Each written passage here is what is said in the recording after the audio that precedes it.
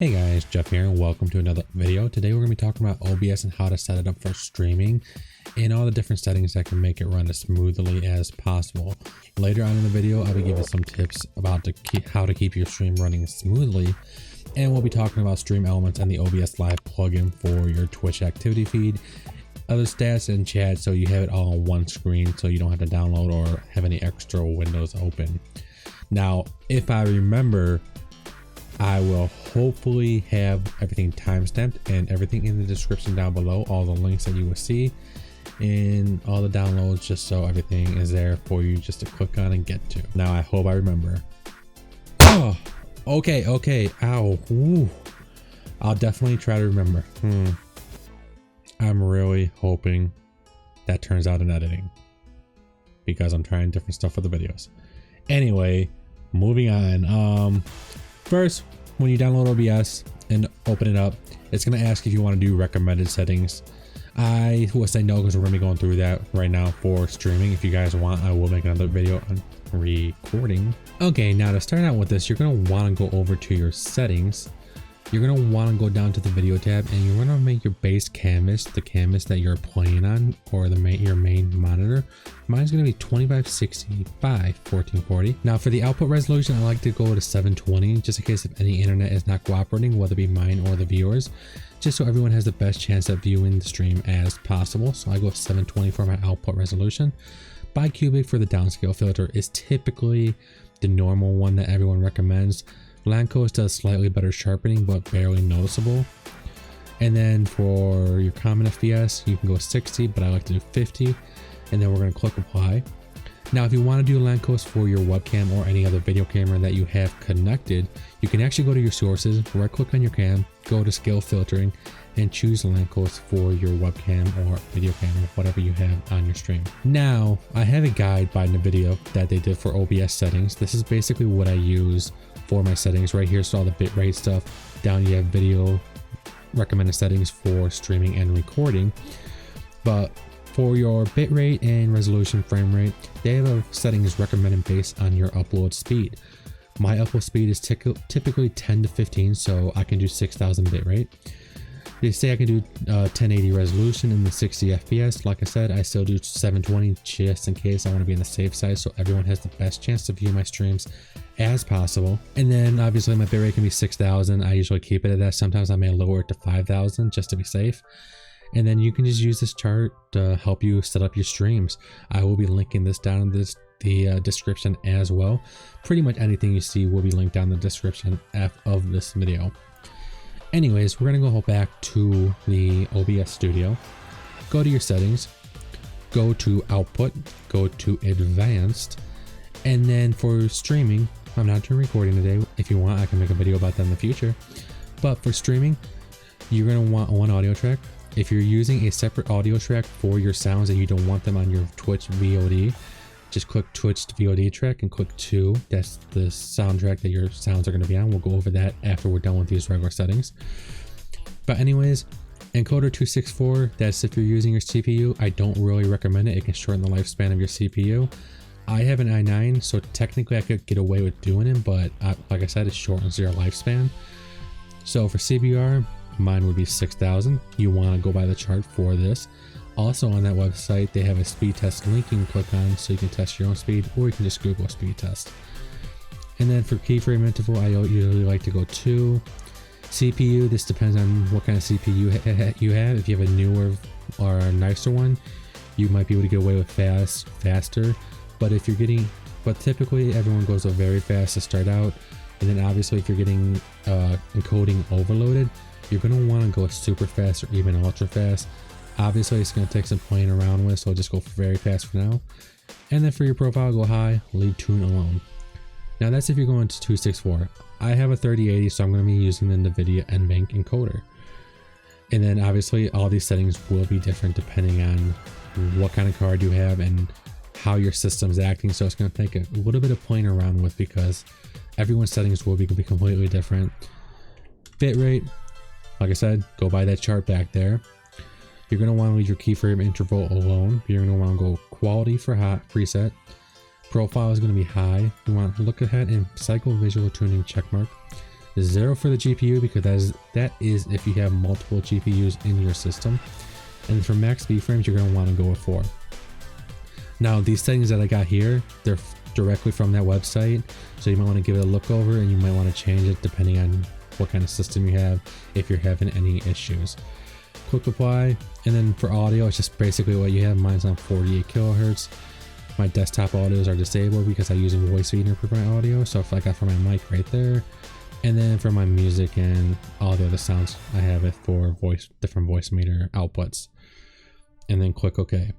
Now, if you want different profiles are your settings. So like I got this untitled one that I'm working on right now, but you can create new ones and then test different settings out on different profiles and go back to whatever profile works best for you and just delete the ones that you don't use.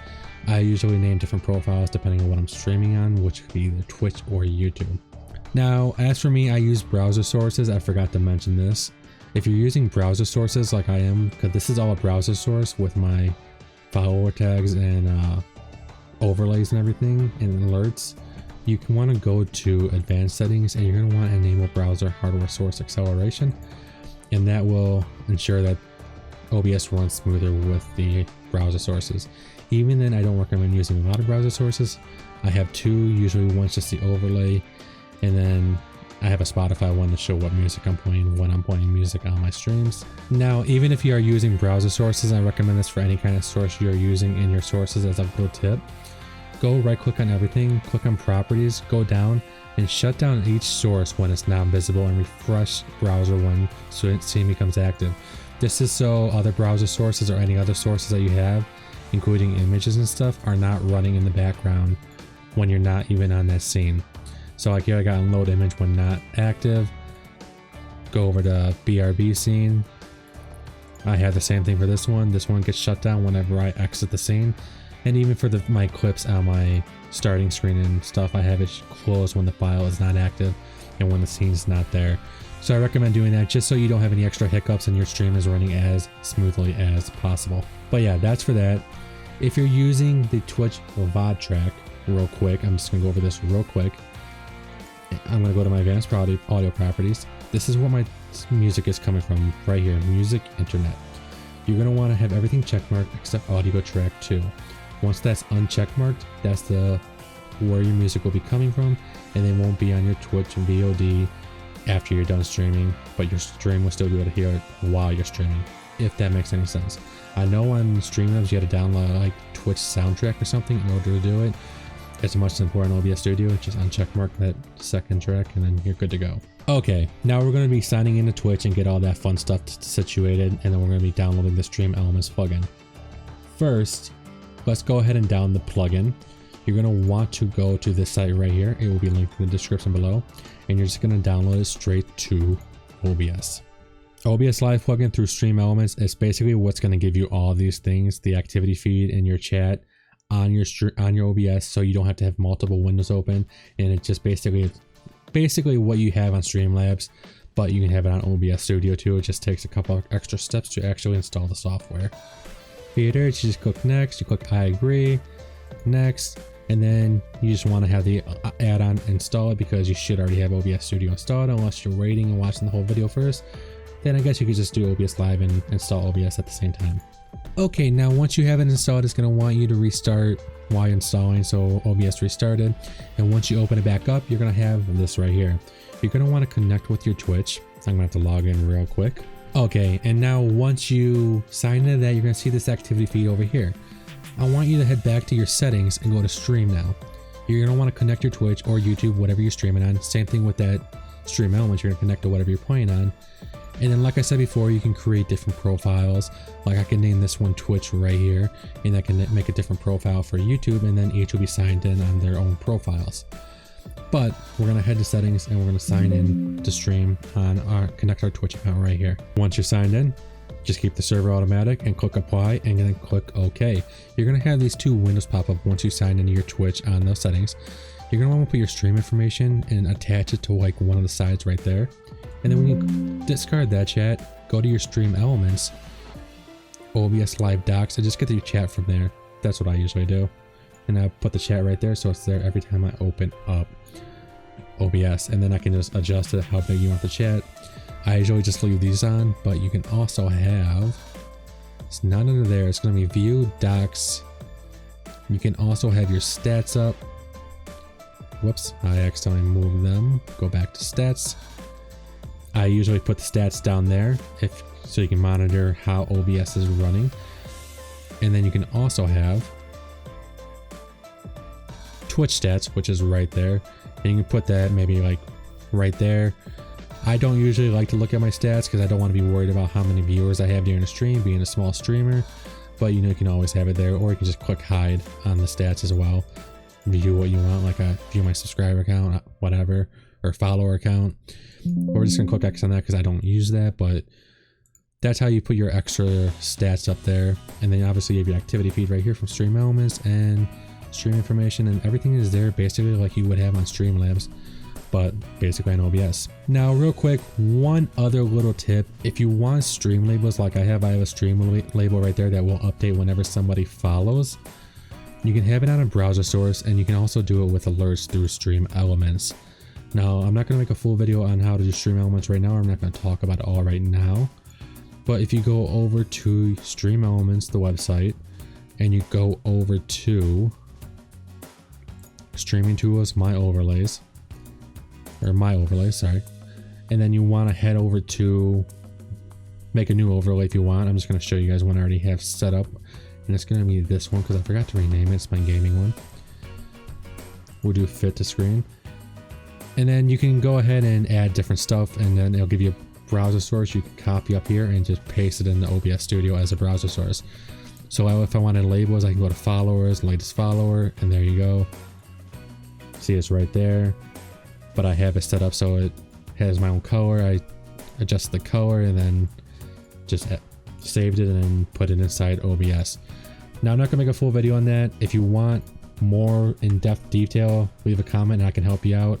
Check out the socials, Twitter, Discord. If you need extra help, I can definitely message you back, or on Discord I can do a screen sharing and help you get any settings done. That's what I did for a couple friends already, including my friend Deadman. And now he's been using OBS the last couple months ever since I helped him make that switch from Streamlabs. So I'm not going to say that because I don't want to mess up my thing. But with that, you can also add overlays and stuff. I use my overlays through Stream Elements as well. And then that's what you see on OBS right here. This is all an overlay besides my cam and game capture, obviously. But yep, that's it for today. If you guys have any questions, I know I try to do this as painless and as fast as possible. Try to get all the basic information out there. But like I said, if you have any questions, don't hesitate to ask. I am willing to help everyone and anyone. But yeah, that's it. Hope you guys enjoyed. If you want to know anything else, just let me know. If you want me to make any other type of video, let me know. And until next time, remember to change that world one smile at a time. Never know whose life you can save or change. And as always, I can't wait to see you in the next live stream or video. Love you guys.